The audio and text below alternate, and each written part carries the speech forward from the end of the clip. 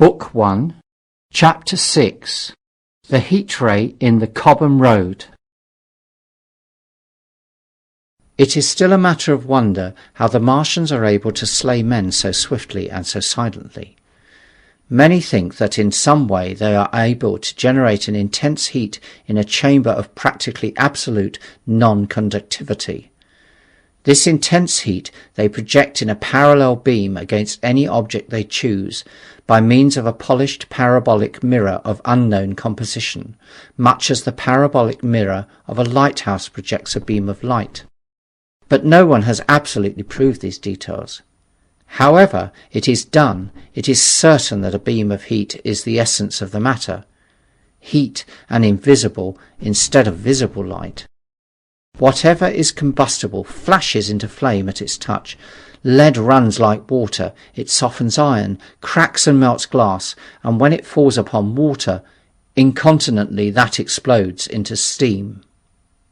That night nearly 40 people lay under the starlight about the pit, charred and distorted beyond recognition, and all night long the common from Horsell to Maybury was deserted and brightly ablaze.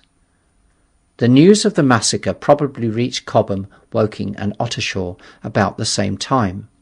In Woking, the shops had closed when the tragedy happened, and a number of people, shop people and so forth, attracted by the stories they had heard, were walking over the Horsell Bridge and along the road between the hedges that run out at last upon the common.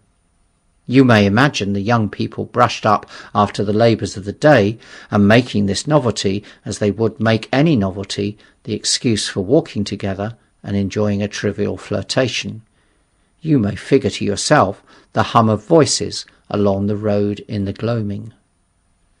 As yet, of course, few people in Woking even knew that the cylinder had opened, though poor Henderson had sent a messenger on a bicycle to the post office with a special wire to an evening paper.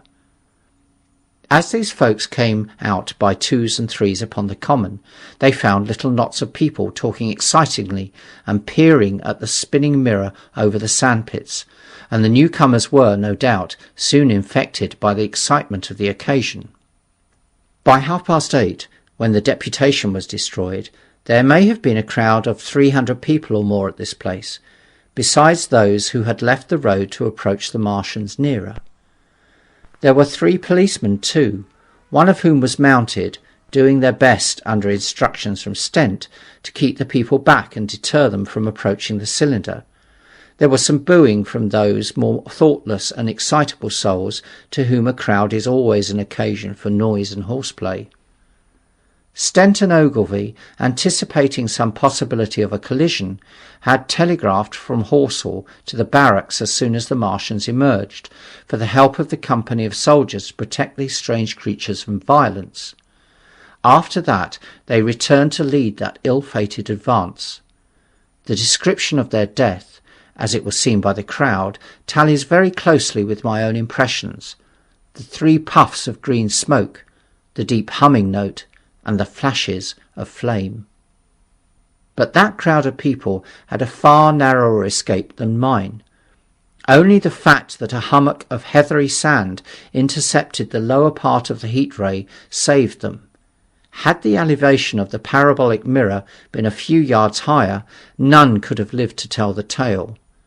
They saw the flashes and the men falling, and an invisible hand, as it were, lit the bushes as it hurried towards them through the twilight. Then, with a whistling note that rose above the droning of the pit, the beam swung close above their heads, lighting the tops of the beech trees that line the road, and splitting the bricks, smashing the windows, firing the window frames, and bringing down in crumbling ruin a portion of the gable of the house nearest the corner.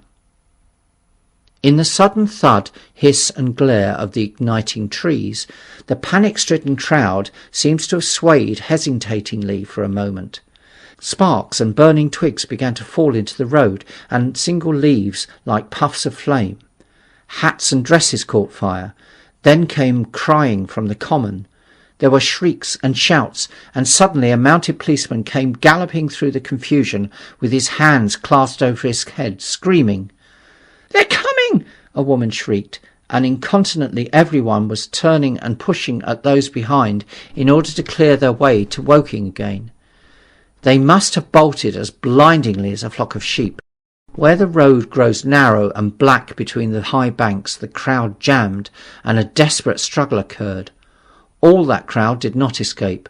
3 persons at least, 2 women and a little boy, were crushed and trampled there, and left to die amid the terror and the darkness. End of chapter 6.